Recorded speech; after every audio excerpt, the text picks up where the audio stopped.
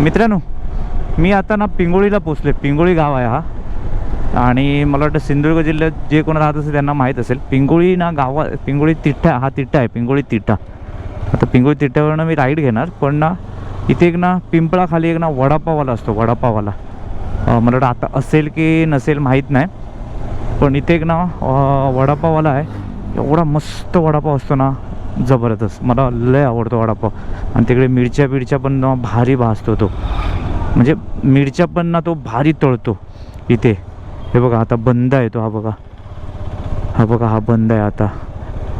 हा बघा, Siddhivinayak tea stall, ह्याच्याकडे वडापाव. आणि हे बघा बेस्ट बेकर स्वीट, ह्याच्याकडे ना खारी वगैरे एक नंबर भेटते, मस्त भेटते इथे पिंगोळी तिट्यावर. खारी, पिळाची खारी सांगायची, पिळाची खारी. आता मला ATM शोधायचं, पण ATM नाही इकडे. काय करायचं आता? सिंधुदुर्ग जिल्हा बँक ATM, इथे एक ATM दिसतंय.